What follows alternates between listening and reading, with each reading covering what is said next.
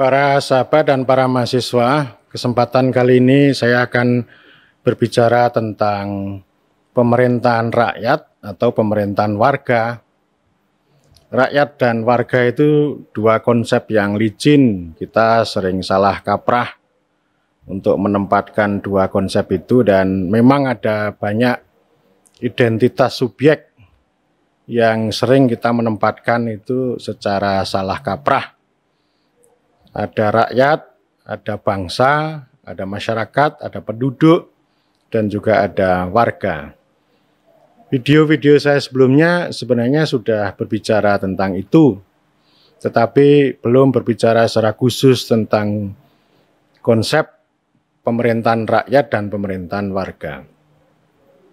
Para politisi suka berbicara pemerintahan rakyat atau kedaulatan rakyat, sedangkan sebagian para sarjana, bahkan guru besar ilmu pemerintahan itu suka berbicara tentang pemerintahan warga.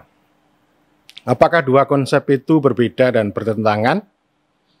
Apakah dua konsep itu tidak bisa disambung menjadi sebuah satu gagasan yang utuh sesuai dengan konsep negara hukum yang demokratis atau negara Republik Indonesia yang berkedaulatan rakyat yang dimandatkan oleh konstitusi? Saksikan video ini secara tuntas.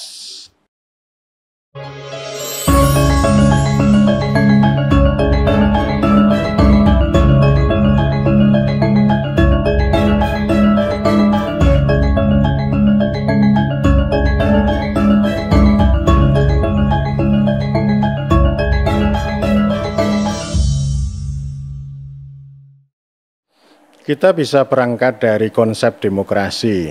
Semua orang di seluruh penjuru dunia tahu tentang ungkapan politik Abraham Lincoln bahwa demokrasi adalah pemerintahan dari rakyat, oleh rakyat, dan untuk rakyat. Ini saya memahaminya sebagai ideologi atau sebagai sebuah spirit. Artinya ya pemerintahan itu harus didasarkan pada rakyat, bukan pada elit, bukan pada birokrasi, bukan pada aristokrat, bukan pada teknokrat, tetapi rakyat. Pemerintahan kita buat itu untuk kepentingan rakyat, untuk kedaulatan rakyat. Tetapi dalam praktek maupun dalam ilmu, konsep pemerintahan rakyat atau demokrasi itu kan diperdebatkan. Dalam praktek juga ada banyak pihak, ada penguasa yang sebenarnya tidak demokratis, tetapi akan selalu mengklaim dirinya demokratis. Ada banyak adjektif, ya, kata sifat demokrasi itu luar biasa, sebutan di belakangnya. Ada demokrasi proletariat, ada demokrasi Pancasila, ada demokrasi liberal, ada demokrasi komunitarian, banyak sekali. Lebih dari 500-an gitu ya. Kalau kita lihat dalam literatur ya. Itu licin. Siapapun bisa mengklaim itu dirinya demokratis meskipun dia berpraktek itu sebenarnya tidak didasarkan pada kedaulatan rakyat. Atau dia melakukan eksklusi atau pemberangusan terhadap kebebasan. Dalam literatur juga ada pertanyaan. Kalau ini pemerintahan rakyat, itu siapa rakyat itu? Kemudian bagaimana rakyat memerintah? Dan untuk apa demokrasi itu? Sejak dulu, sejak zaman Yunani kuno memang ada perdebatan tentang demokrasi ini. Pericles, pemimpin besar Athena, itu termasuk tokoh yang mendeklarasikan atau melakukan reformasi dan melembagakan demokrasi. Tetapi dikritik oleh Plato. Dia tidak suka. Para filsuf pada waktu itu mengatakan bahwa demokrasi itu adalah pemerintahan yang dipimpin oleh gerombolan rakyat, the mob, yang miskin dan bodoh. Karena itu Plato Yang dia pikirkan adalah negara adil yang dipimpin oleh raja filsuf.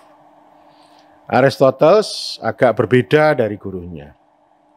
Dia juga mengkritik demokrasi, mengkritik kedaulatan rakyat, tetapi dia menambahkan, ada idealisme, ada norma yang dia tambahkan. Jadi konsep polite itu atau negara kota itu adalah asosiasi pamungkas manusia yang bisa menciptakan kesempurnaan warga, kesempurnaan manusia, baik itu kebebasan, kebahagiaan, kesejahteraan, keadilan, dan masih banyak lagi.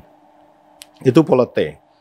Jadi polite itu atau negara kota atau polis itu ya selain mengandung demokrasi, itu juga mengandung konstitusionalisme atau konstitusi. Konstitusi itu artinya bagaimana menyalurkan kekuasaan pemerintah sekaligus juga membatasi kekuasaan pemerintah. Supaya tidak ada tirani mayoritas kalau dari sudut demokrasi, dan juga tidak ada tirani yang pada waktu itu banyak dikritik oleh Aristoteles. Selain itu, Aristoteles juga berbicara tentang citizenship, tentang kewargaan. Jadi pada prinsipnya setiap individu itu sebagai subjek, ya, sebagai pribadi yang ditempatkan, dihormati secara utuh, memiliki hak dan kewajiban sebagai pemilik absah atas negara. Jadi pada prinsipnya warga itu yang dipayungi dengan konstitusi itu adalah pemilik absah atas negara. Jadi ini artinya sudah mengalami transformasi dari sekedar rakyat menjadi warga. Nah, demokrasi sendiri bukan hanya dikritik oleh Aristoteles. Para pemikir Thucydides, kemudian Thomas Hobbes, dan sebagainya itu juga banyak melakukan kritik terhadap demokrasi. Ada banyak literatur yang berbicara tentang itu, karena pada prakteknya juga akhirnya yang berkuasa itu kan tidak rakyat, tetapi ada melalui jalur partai politik. Lalu kita kenal bukan people government, tapi partai government. Artinya siapa yang memerintah itu kan tidak mesti rakyat. Meskipun ada perwakilan ya. Jadi pemerintah dan parlemen ini kan sebenarnya institusi pemegang kedaulatan rakyat. Mereka representasi. Ada banyak teori yang berbicara tentang representasi itu. Tetapi representasi atau demokrasi representatif itu kan juga banyak dikritik dari banyak sudut. Entah itu dari sudut misalnya oligarki. Ya. Ada juga sudut krisis ini ya, melihat misalnya dari Jürgen Habermas itu melihat dari krisis demokrasi liberal perwakilan itu yang kemudian ada menjadi sekedar prosedural dan lalu dia menambahkan konsep demokrasi deliberatif. Tidak hanya representatif tapi juga deliberatif. Jadi ini dinamikanya luar biasa. Ya artinya tidak ada yang sempurna. Sehingga Winston Churchill ini kan sebenarnya lalu bilang bahwa demokrasi itu adalah ya pemerintahan yang terbaik di antara yang terburuk gitu ya. Tidak dikatakan sebagai pemerintahan yang terbaik. Meskipun ada juga pembela demokrasi itu ya demokrasi adalah yang terbaik. Apalagi ketika menghadapi birokrasi dan teknokrasi yang begitu kuat gitu ya. Dan ini ya begitulah yang namanya politik, namanya pemerintahan itu kan dikontestasikan terus-menerus baik pada sisi praktek maupun pada sisi pemikiran dan juga gagasan. Dan itu harus terus-menerus disegarkan. Di Indonesia juga ada begitu. Sejak dulu orang itu berpikir bukan dalam pengertian demokrasi di Indonesia yang mengimpor dari barat. Orang semacam Bung Karno juga tidak suka dengan konsep demokrasi liberal. Tapi beliau lebih menyukai demokrasi terpimpin yang itu lebih genuine. Yang punya akar dari tradisi masyarakat lokal di Indonesia. Ya, jadi itu perdebatannya begitu, pengen demokrasi ala Indonesia gitu. Yang ini pasti juga sangat diperdebatkan ya. Jadi secara konsep, secara gagasan, secara praktek ya begitulah demokrasi gitu. Tetapi kalau kita punya filsafat atau punya rasionalitas yang lebih dalam, sebenarnya konsep kedaulatan rakyat itu kan sebenarnya tidak terlalu rumit. Sekalipun pemerintahnya itu dikuasai oleh segelintir elit, tetapi ada hal-hal yang sangat konkret yang itu menjadi denyut kehidupan orang lokal atau kehidupannya petani, misalnya tentang pupuk yang langka, tentang harga-harga komoditas hasil bumi mereka yang rendah, dan seterusnya. Itu yang tentu akan menjadi basis kekuasaan bagi demokrasi. Jadi tidak harus demokrasi berbicara tentang sesuatu yang formal, ada partai politik, ada pemilihan umum, lalu ada parlemen dan sebagainya. Tetapi everyday life politics, demokrasi sehari-hari itu menjadi penting. Saya selalu mengatakan begini, apa gunanya kita memikirkan hal-hal yang sangat besar gitu, atau ilmu pemerintahan yang canggih, konsepnya sangat canggih, tetapi tidak tersambung dengan denyut kehidupan sehari-hari rakyat yang dihadapi petani, yang dihadapi oleh nelayan.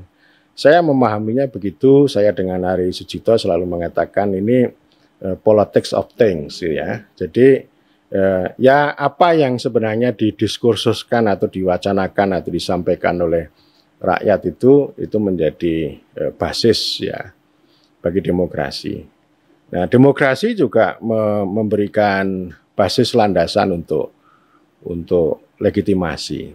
Ya, jadi politik dan demokrasi ini kan satu paket dan itu asalnya dari rakyat. Karena itu konsep rakyat ini bagi saya adalah konsep politik yang pada intinya adalah legitimasi. Legitimasi itu apa? Macam-macam. Ada yang terkait dengan moral, ya. Tetapi yang paling penting dari legitimasi adalah ini ya, persetujuan, ya, persetujuan rakyat. Kemudian yang kedua itu hak atau wewenang institusi pemegang kedaulatan rakyat itu menjalankan kekuasaan didasarkan atas persetujuan rakyat.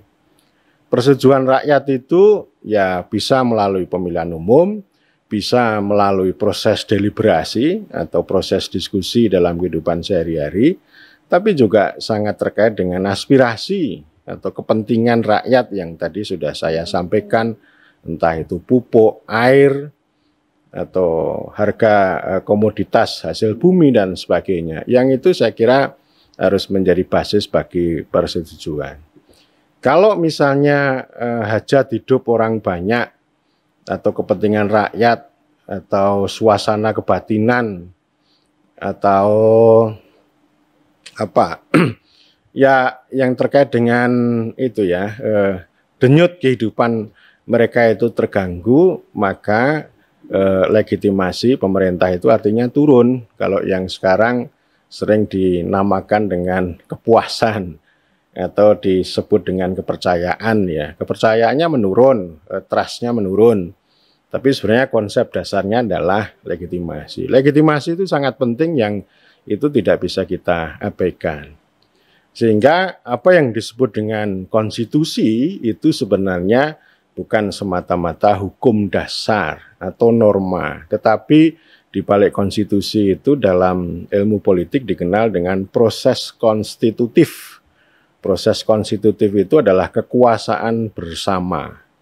Ketika institusi pemegang kedaulatan rakyat mengambil keputusan, itu didasarkan atas persetujuan rakyat atau konsen dari rakyat dan itu adalah legitimasi. Ya, itu dari sisi demokrasi atau pemerintahan rakyat. Kita tidak bisa meninggalkan itu. Nah, sebaliknya sekarang juga sudah berkembang konsep pemerintahan warga atau citizen based government atau citizen governance. Itu literaturnya sangat banyak.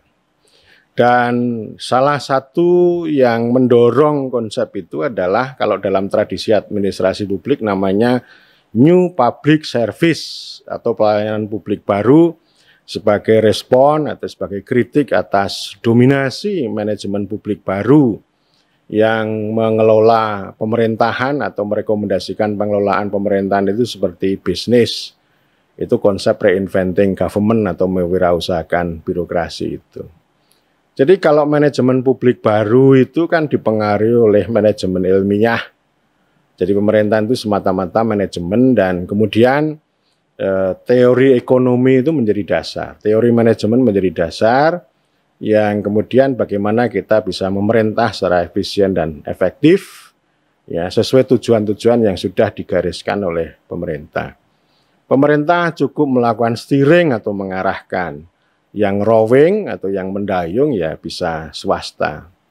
Sehingga di sini dalam pengertian manajemen publik baru ini konsep kedaulatan rakyat tidak ada, konsep warga juga tidak ada. Yang ada adalah pelanggan atau pengguna dalam pelayanan publik. Itu dikritik oleh tradisi atau mazhab pelayanan publik baru. Pelayanan publik baru itu didasarkan pada teori demokrasi. Tetapi orientasinya warga. Ya, warga ini artinya kan ini sebenarnya pada sisi bagaimana pemerintah itu memberikan output yang baik dalam bentuk perlindungan dan pelayanan. Tugas penting pemerintah menurut mazhab ini adalah serving, melayani, bukan steering tapi melayani. Yang ini saya kira juga diacu oleh Joko Widodo sejak menjadi wali kota sampai presiden sekarang ini. Jadi konsep negara hadir itu intinya adalah melayani warga itu. Tetapi yang saya lihat, ya ini yang saya lihat ya, konsep citizen based government ini orientasinya itu melayani, tetapi minus demokrasi. Ya, ini artinya warga tanpa rakyat. Ya, warga tanpa rakyat. Ini kalau kita pakai analisis sistem politik itu, dia mengabaikan input. Yang penting adalah dari proses ke output. Ya. Jadi ini orientasinya sebenarnya kembali ke manajemen dan administrasi, bagaimana proses pelayanan kepada warga itu menjadi lebih efisien dan efektif, yang sesuai dengan preferensi warga.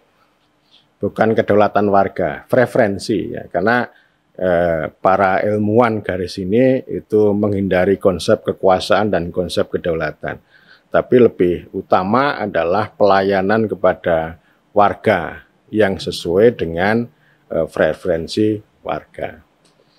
Jadi bukan pelanggan, konsepnya bukan pelanggan, bukan pengguna, tetapi warga. Saya kira ini juga terkait selain New Public Service juga terkait konsep negara hukum yang sudah berkembang di Eropa. Jadi di Eropa itu kan hanya dikenal negara dan warga, dan itu transformasinya panjang. Berbagai subjek, entah itu kesatuan masyarakat hukum yang lokal itu, atau sebagai rakyat itu kan nggak dikenal rakyat itu. Tapi ini transformasi dari hamba menjadi warga. Kalau hamba itu miliknya raja, tetapi kalau warga adalah pemilik atas negara. Jadi konsep warga itu dari sana ya. Hukum itu untuk negara hukum itu ya, negara itu adalah hukum, hukum adalah negara, dan ini adalah untuk memuliakan warga. Memuliakan setiap orang itu sebagai subjek hukum, punya hak untuk bebas, punya hak untuk memiliki, punya hak untuk hidup lebih baik dan seterusnya, dan negara dibuat itu dalam rangka untuk memastikan itu. Ya ini sama dengan konsep yang disampaikan oleh Aristoteles juga begitu, konsep Rechtsstaat negara hukum itu orientasinya untuk itu. Jadi warga itu konsep hukum, kalau rakyat adalah konsep politik. Orientasinya kalau hukum itu tadi, bagaimana hukum itu menjamin kebebasan, menjamin kesempatan, menjamin hak ya hidup dengan lebih baik, lebih layak dan seterusnya. Ini dari hari ke hari kan mengalami reduksi ya. Negara hukum direduksi, kemudian new public service direduksi, warga tanpa demokrasi. Konsep rakyat juga direduksi. Yang penting ini bagaimana administrasi manajemen yang barangkali bisa didukung dengan teknologi ini bisa memberikan pelayanan kepada warga itu jauh lebih baik. Nah, saya kira Singapura dan Malaysia itu bisa menjadi contoh. Ya, jadi kan dulu kira-kira ya 10 tahun yang lalu lah itu ada wartawan senior dari Australia yang bertanya secara kritis kepada Perdana Menteri Singapura. Perdana Menteri, ini seluruh dunia sudah bergerak ke demokrasi tetapi Singapura itu masih bertahan dengan otoritarianisme. Bagaimana pendapat Anda? Lalu Perdana Menteri mengatakan begini, Anda pernah ke Singapura? Pernah. Anda naik SQ? Pernah naik SQ? Singapore Airlines? Pernah. Bagaimana pelayanannya? Anda merasa aman, merasa nyaman? Ya, saya merasakan aman dan nyaman. Anda singgah di Bandara Changi? Ya, saya singgah. Bagaimana Anda merasakan? Ya, semuanya baik, semuanya nyaman. Anda naik taksi? Anda melewati jalan di kota Singapura, ya semuanya saya jalankan. Semuanya nyaman? Ya nyaman.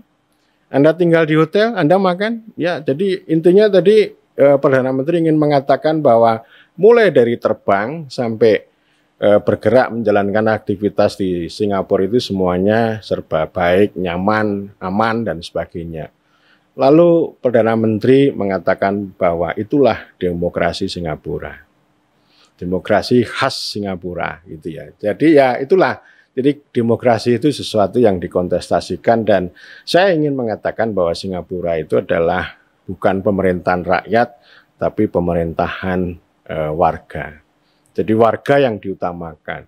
Di sana hampir tidak ada politik, tidak ada kebebasan untuk berbicara, ribut-ribut gitu ya, seperti di tempat lain itu. Tapi orientasinya begitu. Jadi siapapun yang berkuasa antara Perdana Menteri atau para menteri, kemudian juga birokrasi, itu orientasinya adalah melayani warga, melindungi warga, melayani warga. Itu sama dengan konsep negara hukum gitu.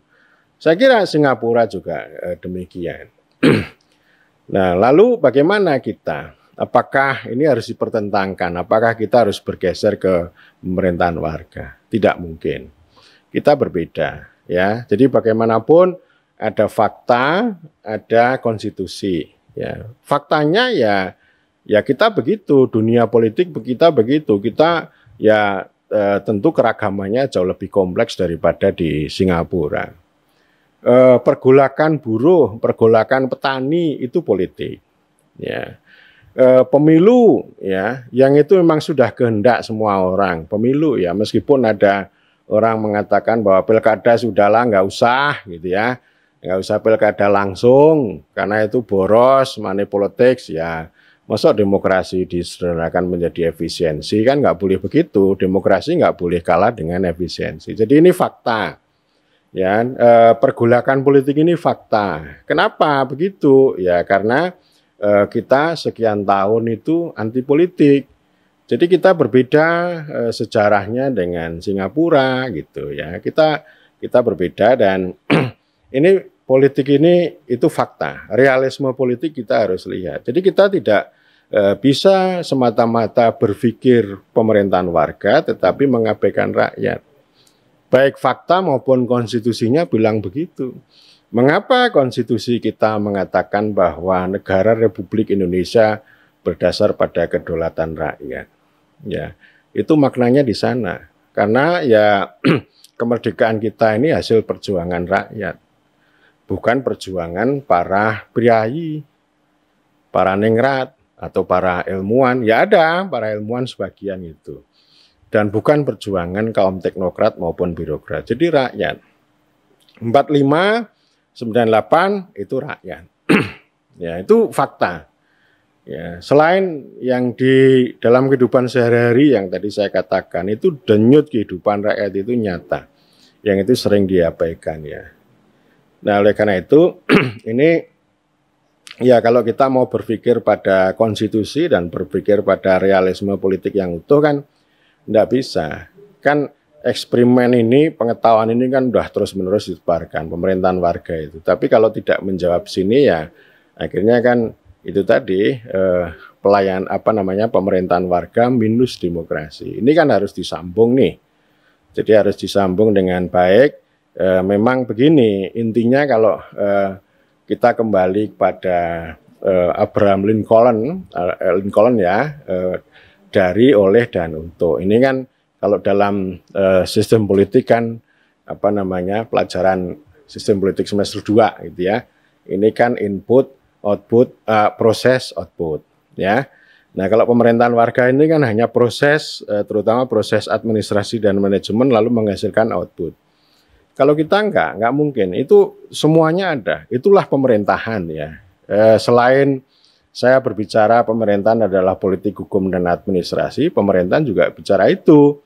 Dan inputnya itu konkret, nyata. Ya, inilah rakyat gitu. Dan rakyat itu di situ belantara, ada partai politik, ada organisasi berbagai macam, dan itu fakta yang tidak bisa kita hindari gitu. Dan pemerintahan itu kan harus mengelola ini, nggak bisa mengabaikan ini, gitu ya. Kemudian para sarjana juga tidak bisa mengabaikan atau mengatakan bahwa rakyat itu goblok, rakyat itu berandal, rakyat itu gerombolan seperti yang disampaikan oleh Plato, nggak bisa begitu. Itu dunianya begitu. Ya, ini bukan pemerintahnya para ahli, tetapi memang harus berdasar pada sini ya. Jadi sekali lagi dunia input ini kan dunia rakyat. Ini macam-macam ya, termasuk yang ingin saya katakan bahwa inilah legitimasi ada di sini. Sehingga kalau kita berpikir pemerintahan kan tidak bisa kita meninggalkan legitimasi. Tidak hanya berbicara kinerja, tapi legitimasi juga iya. Ya. Demikian juga dengan proses ya. Proses ini kan macam-macam. Entah itu proses politik, hukum, dan administrasi. Itu tidak bisa dihindarkan kalau kita berbicara tentang pemerintah dan pemerintahan itu mau tidak mau 3 poin itu harus kita perhatikan. Tidak hanya administrasi lalu manajemen dan teknologi, enggak. Ini ya semuanya begitu ya. Jadi artinya begini, kita nyambungkan itu, satu, pemerintahan dari rakyat itu jelas, satu. Kemudian yang kedua, pemerintahan oleh siapa? Ya bukan oleh rakyat, tetapi oleh institusi pemegang kedaulatan rakyat, yaitu pemerintah dan parlemen. Mereka lah yang kemudian berproses. Ketika berproses, ada proses konstitutif, ada proses deliberatif, ya, tidak hanya proses administratif, tapi juga ada proses politik yang tidak boleh meninggalkan dunia input. Dan kemudian proses mereka itu lalu ada hukum, ada kebijakan, ada undang-undang dan seterusnya yang kemudian itu akan dilaksanakan melalui proses administrasi. Dan kemudian ya kalau ini pemerintahan oleh pemerintah dan parlemen atau oleh pemerintah yang dipegang oleh institusi pemegang kedaulatan rakyat, baru kemudian yang poin ketiga adalah pemerintahan untuk warga. Jadi ini input, proses, output. Jadi dari sini output. Ini semuanya tersambung. Pemerintahan kita begitu. Konstitusi kita juga mengenal rakyat, mengenal warga. Negara hukum yang demokratis, saya sudah berbicara, negaranya hukum. Itu artinya negara milik warga. Tapi demokratis itu milik rakyat.